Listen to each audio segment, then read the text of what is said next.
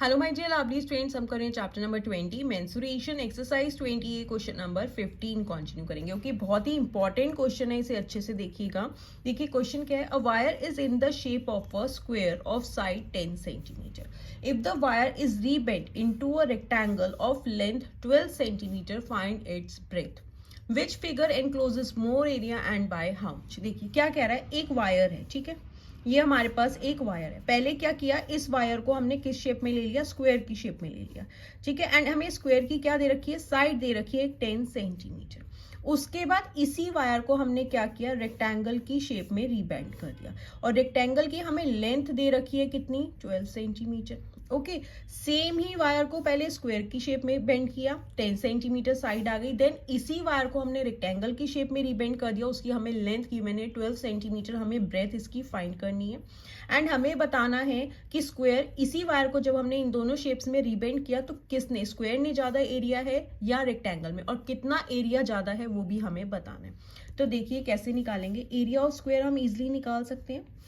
Area of square is equals to, area कैसे निकालते हैं, side square square units. Area किस में आता है, हमेशा स्क्वायर यूनिट में, ठीक है। साइड हमें गिवन है कितनी है, 10 है, 10 का स्क्वायर कर देंगे। एंड यूनिट क्या है, सेंटीमीटर, सेंटीमीटर का स्क्वायर हो जाएगा। दैट इज 10 इंटू 10 करोगे तो 100 सेंटीमीटर स्क्वायर क्या हो गया, एरिया आ गया स्क्वायर का।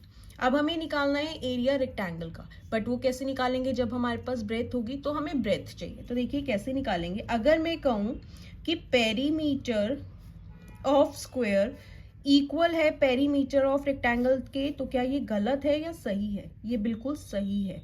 क्यों, क्योंकि देखो सेम ही वायर को पेरीमीटर ऑफ रेक्टेंगल, पेरीमीटर क्या होता है, ये total length of boundary square की और रेक्टेंगल की इक्वल है। क्यों, क्योंकि इसी लेंथ को तो हमने स्क्वायर शेप में रिबेंड किया, फिर उसी लेंथ को हमने रेक्टेंगल में बना दिया, तो पेरीमीटर तो सेम ही है, लेंथ तो दोनों की सेम ही है। तो इसलिए पेरीमीटर ऑफ स्क्वायर क्या होता है, 4 साइड, 4 इंटू साइड हो गया।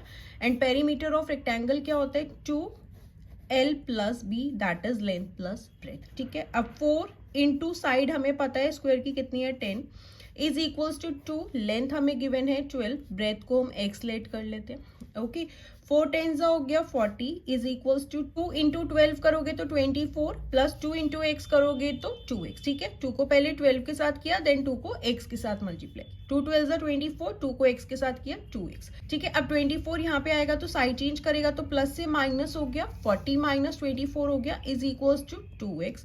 40 में से 24 माइनस करेंगे, 10 में से 4 गए 6, ये हो जाएगा 3, 3 में से 2 गए 1, 16 इज इक्वल्स टू 2x हो गया। अब देखिए 16 अपनी साइड पे है, 2 यहाँ मल्टीप्लाई हो रहा है, साइड चेंज करेगा तो डिवाइड में आ गया इज इक्वल्स टू x, ये कैंसिल हो गया, 2 8 16, दैट इज x आ गया कितना, 8। अब ये x क्या था, ब्रेथ, क्योंकि x हमने किसे लेट किया था, ब्रेथ को, दैट इज हमारी ब्रेथ आ गई रेक्टेंगल की इज इक्वल्स टू, यूनिट क्या आएगी, सेंटीमीटर, ब्रेथ आ गई 8 सेंटीमीटर। ओके, अब हमें क्या निकालना है, एरिया, तभी हम बता पाएंगे कि किसका एरिया ज्यादा है। Then area of rectangle is equals to length into breadth square units. Okay, अब लेंथ क्या है 12 इंटू 8, ब्रेथ हो गई, यूनिट क्या है centimetre square. Okay, 12 8 96 centimetre square. अब देखो एरिया स्क्वायर का कितना आया, 100 सेंटीमीटर, एंड रेक्टेंगल का आया 96 सेंटीमीटर स्क्वायर। तो किसका एरिया ज्यादा आया, हमें यही बताना था, तो एरिया ऑफ स्क्वायर ज्यादा आया है। तो आप यहाँ लिख देंगे area of square is greater than area of rectangle. Area of square क्या है, बड़ा है देन एरिया ऑफ रेक्टेंगल से, ठीक है। अब हमसे एक चीज और पूछी थी कि कितना बड़ा है, तो अब आप कैसे निकालेंगे कितना बड़ा है। टोटल एरिया स्क्वायर का कितना है, 100 है, एंड रेक्टेंगल का 96 है, तो दोनों का डिफरेंस कर देंगे, 100 माइनस 96 कर देंगे तो कितना हो गया, 4 सेंटीमीटर स्क्वायर जो है एरिया ग्रेटर है, ठीक है। ग्रेटर एरिया कितना है, greater area of square is equals to 4 centimetre square. Okay students, so this was question number 15, बहुत इंपॉर्टेंट क्वेश्चन है, इसे अच्छे से प्रैक्टिस कीजिएगा। Now let's move to question number 16।